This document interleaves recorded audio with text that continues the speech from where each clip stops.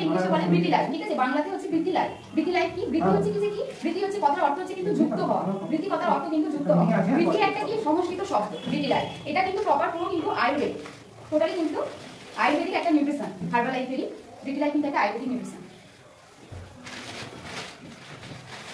New launch হয়েছে, এটা কিন্তু আগে ছিল না। স্কিন কেয়ারে যারা পুরনো আছে তারা কিন্তু সবাই জানো।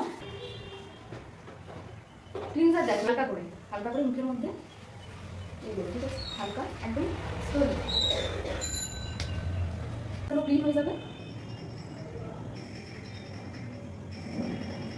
ন্যাচারাল বিউটি পেতে গেলে কিন্তু তোমাকে সেই ন্যাচারাল প্রাকৃতিক ভাবে যে দ্রব্য দিয়ে তৈরি হয়েছে সেই নিউট্রিশন কিন্তু তোমাকে ইউজ করতে হবে প্রত্যেকেই। তো সিরামের মধ্যে কুমকুমাদি অয়েল, এর মধ্যে কিন্তু দেখো তিনটে অয়েলের নাম আমি বললাম, কুমকুমাদি অয়েল, অলিভ অয়েল আর আমন্ড অয়েল। 800 বেশি কিন্তু অয়েল ইউজ হয়েছে, টোটাল 800 বেশি কিন্তু এই সিরামের মধ্যে কিন্তু অয়েল ইউজ হয়েছে, 800 বেশি।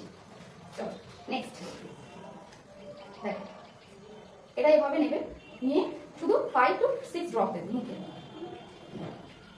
এজ আসে না, মেয়েদের খুব তাড়াতাড়ি আসে, এজ কিন্তু আসতে দেয় না। প্রত্যেকটা ছেলে কিন্তু ইউজ করতে পারবে। মেয়েদের স্কিন টাইপ আর ছেলেদের স্কিন টাইপ কিন্তু টোটালি কিন্তু আলাদা, ছেলেদের আলাদা, মেয়েদের আলাদা হয়। নেক্সট হচ্ছে কি যে ময়েশ্চারাইজার।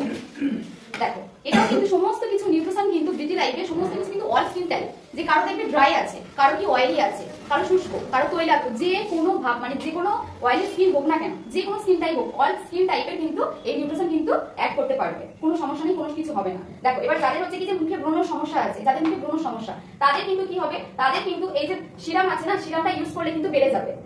জেনে রাখো, হাইপো অ্যালার্জেনিক মানে কি অ্যালার্জি হতে পারে নিউট্রিশন। অ্যালার্জিটা বের হবে কেন, তোমার মুখের ভিতরে যদি কোনো কিছু থাকে সেটা কিন্তু বের করে নিয়ে আসবে, বের করে নিয়ে এসে সেটা কিন্তু কি হবে, পুরোপুরি প্রপারলি কিন্তু সে কিন্তু ক্লিন করবে সিরাম পুরো প্রপারলি।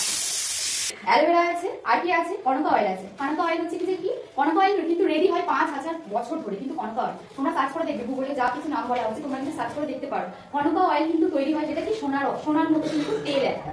তো কনকা অয়েল রেডি হয় কিন্তু 5000 বছর ধরে কিন্তু কনকা অয়েল রেডি হয়। সেই কনকা অয়েল কিন্তু আমাদের কি আছে, ময়েশ্চারাইজারের মধ্যে আছে, যেটা কিন্তু অন্য কোনো কিছুর মধ্যে নেই।